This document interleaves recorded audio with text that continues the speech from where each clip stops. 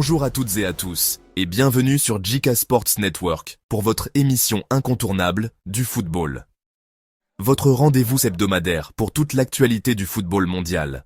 Je suis JK, et aujourd'hui, nous sommes accompagnés de nos experts de choc, Sophia, John et Marc. Ensemble, nous allons décortiquer les dernières nouvelles de la Premier League, vous révéler quelles équipes se sont qualifiées pour la Ligue des Champions 2025-2026, analyser les enjeux du championnat italien, et bien plus encore.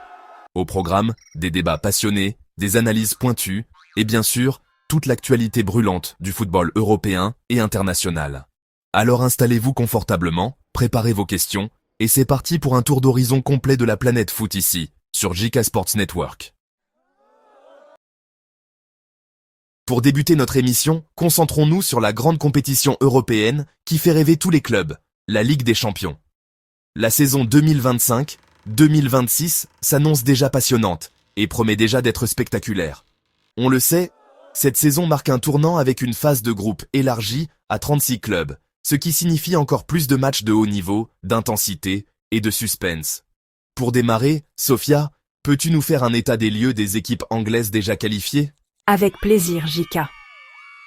En Angleterre, 3 clubs ont d'ores et déjà validé leur billet pour la phase de groupe, Liverpool, qui reste une valeur sûre sur la scène européenne, Arsenal, qui a su stabiliser son statut parmi les élites, et Tottenham, qui s'est qualifié en remportant la Ligue Europa cette saison, offrant ainsi une voie directe vers la compétition la plus prestigieuse du vieux continent. Cependant, la bataille n'est pas terminée en Premier League. 3 autres clubs peuvent encore rejoindre ces géants.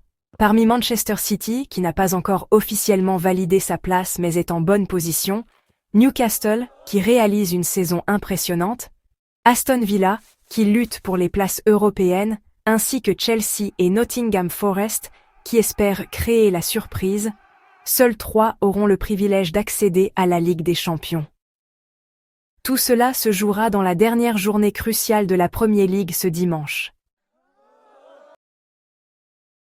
C'est un suspense insoutenable. Du côté de l'Espagne, le football espagnol ne déçoit pas. Le championnat a livré ses prétendants à la Ligue des Champions, avec les 5 clubs habituels. Barcelone, qui, après une période de transition, revient en force. Real Madrid, toujours au sommet du football mondial.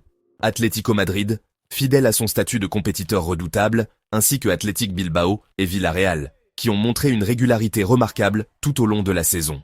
En Allemagne, la Bundesliga sera représentée par 4 équipes. Le puissant Bayern Munich, toujours en quête de gloire européenne, Bayer Leverkusen, Eintracht Francfort, qui a su se montrer solide, et Borussia Dortmund, l'un des clubs les plus populaires et dynamiques d'Europe. Ces équipes sont prêtes à en découdre dans une compétition toujours plus relevée. Passons à la France, où 3 clubs s'affirment comme les représentants du pays. Paris Saint-Germain, le géant parisien avec ses stars internationales, Marseille, club historique qui a retrouvé des couleurs, et Monaco, souvent redoutable en Europe. Ces 3 clubs sont assurés d'être présents et ambitionnent tous de faire un bon parcours. Qu'en est-il de l'Italie, qui reste un des grands champions du football européen ? En Italie, la situation est très intéressante. 3 équipes sont déjà qualifiées. Napoli, qui fait sensation avec un football flamboyant, Inter Milan, habitué aux joutes européennes, et Atalanta, qui continue d'impressionner par son jeu offensif et sa régularité. Cependant, une dernière place reste à prendre entre la Juventus, souvent en reconstruction mais toujours dangereuse, la Roma, qui lutte jusqu'au bout, et la Lazio. Le suspense reste donc entier dans le Calcio. À cela s'ajoutent plusieurs clubs emblématiques des autres championnats européens. Aux Pays-Bas, PSV Eindhoven et Ajax Amsterdam ont obtenu leur qualification, tandis que Sporting Lisbonne représente fièrement le Portugal. La Turquie sera représentée par le célèbre Galatasaray, la République tchèque par Slavia Prague et la Grèce par Olympiakos. Ces clubs apportent un mélange d'expérience et de talent qui enrichira la compétition. Une mention spéciale pour la Belgique, où le dernier ticket se jouera entre Union Saint-Gilloise et Club Brugge, dans une lutte qui promet d'être intense et qui déterminera le dernier qualifié européen. Pour conclure cette première partie, rappelons que la phase de groupe de la Ligue des Champions 2025-2026 sera donc composée de ces 36 équipes, qui incluent les champions des plus grands championnats, les vainqueurs de compétitions européennes comme Tottenham grâce à la Ligue Europa, ainsi que les meilleurs clubs issus des championnats moins médiatisés mais tout aussi compétitifs. Petit rappel du système de qualification. Les 4 premières équipes d'Angleterre, Espagne, Allemagne et Italie sont automatiquement qualifiées. La France a 3 places et les Pays-Bas, 2. Les champions des ligues au Portugal, en Turquie, en République tchèque et en Belgique accèdent aussi directement à la phase de ligue. Le vainqueur de la Ligue Europa, cette saison, c'est Tottenham, obtient également un ticket. Et nouveauté importante, 2 places supplémentaires sont attribuées aux meilleures nations européennes de la saison passée, à savoir l'Angleterre et l'Espagne.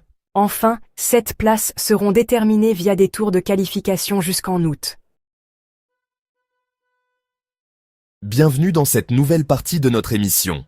Après avoir vu les qualifiés pour la Ligue des Champions, penchons-nous maintenant sur une particularité majeure qui pourrait bien décider du sort du championnat italien cette saison, les playoffs pour le titre et la relégation en Serie A.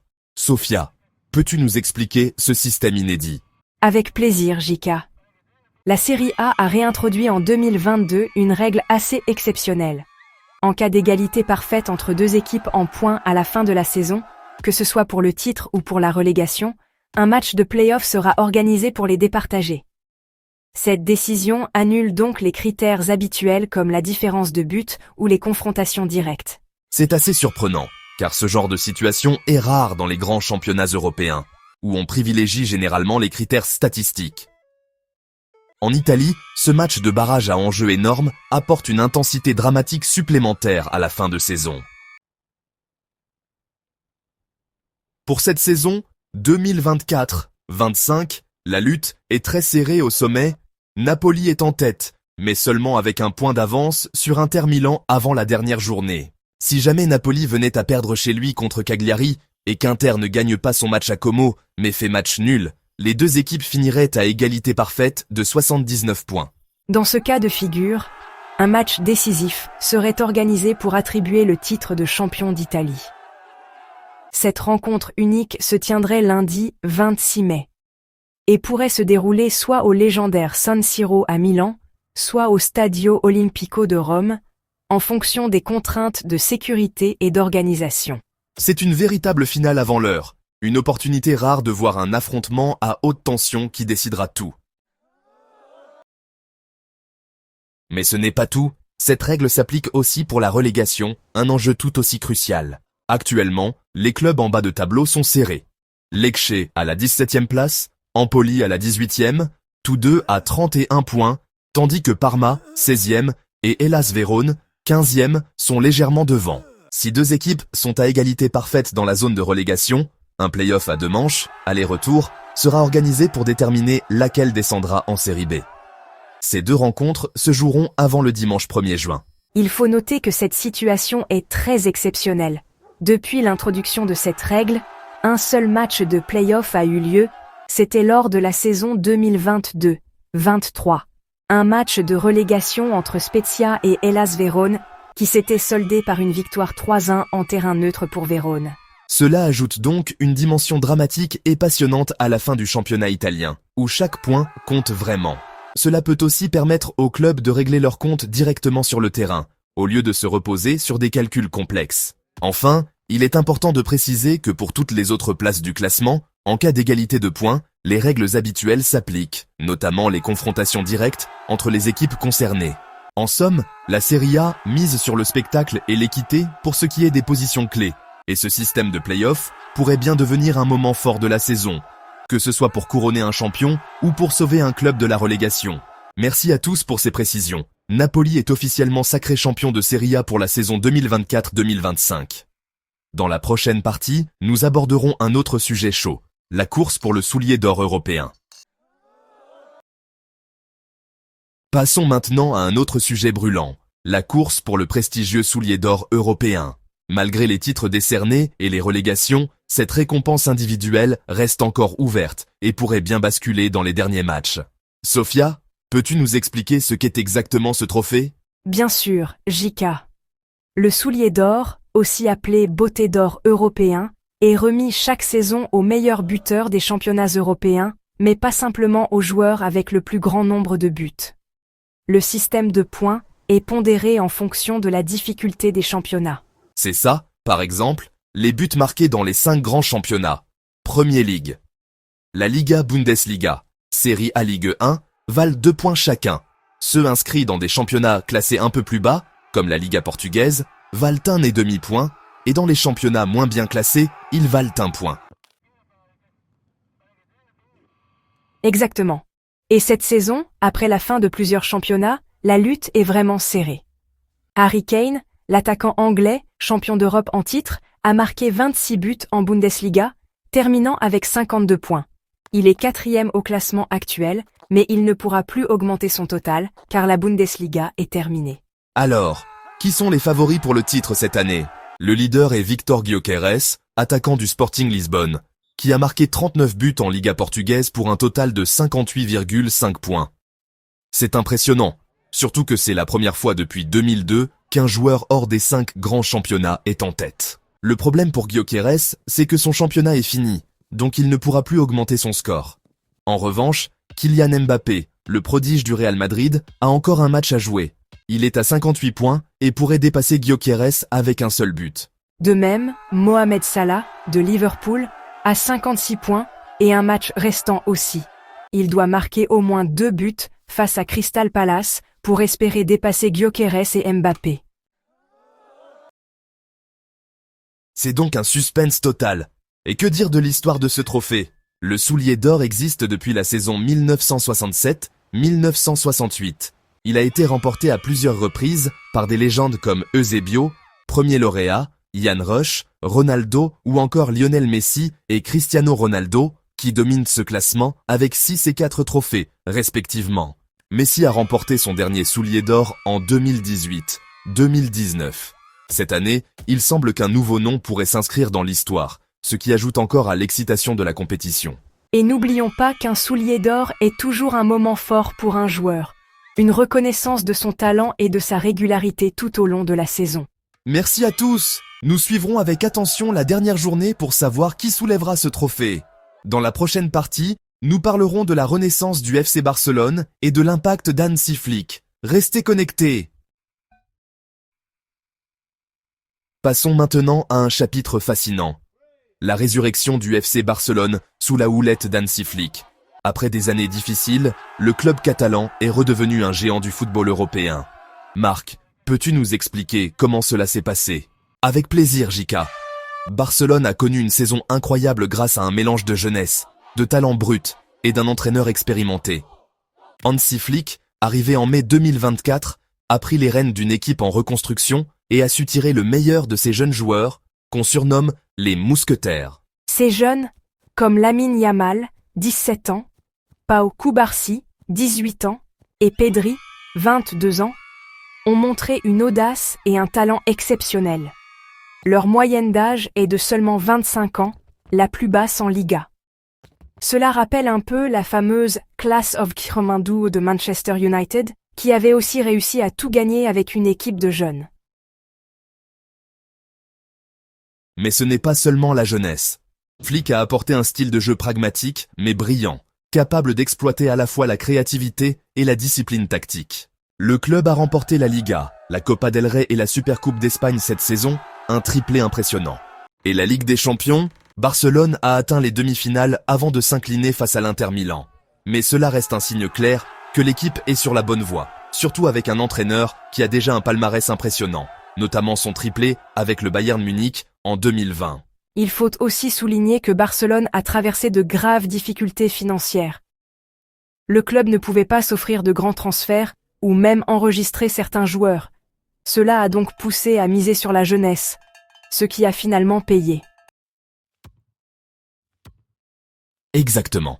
La contrainte est devenue une opportunité pour que ces jeunes talents explosent et que le club se reconstruise durablement. Dernière info à ce sujet, Barcelone vient de prolonger le contrat d'Hansi Flick jusqu'en 2027, preuve de la confiance totale dans sa vision. Oui, le club a officialisé cette extension, saluant le travail remarquable de Flick et son rôle dans le retour au sommet du club. Il est clair que l'avenir de Barcelone est prometteur. Avec une équipe jeune, ambitieuse et un entraîneur expérimenté pour les guider. Merci à vous trois. Dans notre prochaine partie, nous reviendrons sur la finale allée de la Ligue des Champions CAF, un autre sommet du football mondial. Ne bougez pas. Pour continuer, tournons-nous vers l'Afrique avec la finale allée de la Ligue des Champions de la CAF. Un match haletant entre les Égyptiens de Pyramids FC et les Sud-Africains de Mamelodi Sundowns, disputé ce samedi au Loftus Versfeld Stadium de Pretoria. Sophia, que s'est-il passé lors de cette rencontre? Le match a été intense et équilibré, Jika. Malgré une domination en possession des Sud-Africains, ce sont les Égyptiens qui se sont montrés les plus dangereux offensivement. Fiston Mayel, l'avant-centre congolais de Pyramids, a eu plusieurs occasions en première mi-temps, mais il a manqué de réalisme, notamment à la 17e minute où sa frappe a frôlé le poteau. Puis, peu après la reprise, Mamelodi Sundowns a ouvert le score grâce à Luca Ribeiro Costa. Un but superbe d'un tir enroulé qui a surpris le gardien Ahmed El Shenaoui. 1-0 pour les Sud-Africains à la 54e minute. Mais la fin du match a été à l'avantage des Égyptiens qui ont poussé pour revenir, et ce sont eux qui ont égalisé dans les arrêts de jeu, à la 90e plus 4, grâce à Walid El Karti, un buteur marocain providentiel. Il a repris victorieusement un centre décisif de Mohanad Lachine. Ce but à la toute fin du match est crucial car il offre un avantage psychologique à Pyramids FC avant le match retour. Effectivement. Ce match nul 1-1 à l'extérieur est un excellent résultat pour Pyramids. Le suspense reste entier pour la finale retour. Cette finale est une vitrine exceptionnelle pour le football africain et montre à quel point les clubs du continent sont compétitifs. Nous avons hâte de voir la suite de cette confrontation qui promet beaucoup. Et voilà qui conclut cette édition du Premier League Show sur JK Sports Network. Un grand merci à nos experts Sophia, John et Marc pour leurs analyses précieuses et leurs éclairages passionnés. Que ce soit la course à la Ligue des Champions, les enjeux du championnat italien, la lutte pour le soulier d'or européen ou encore cette finale haletante en Ligue des Champions de la CAF, le football continue de nous offrir du suspense et des émotions fortes. Restez connectés car nous serons là pour vous accompagner tout au long de la saison avec les dernières nouvelles, les débats et bien sûr le meilleur du football mondial. D'ici là, profitez bien des matchs à venir et surtout, n'oubliez pas, le football, c'est avant tout la passion et le partage. À très bientôt sur JK Sports Network et bon football à toutes et à tous.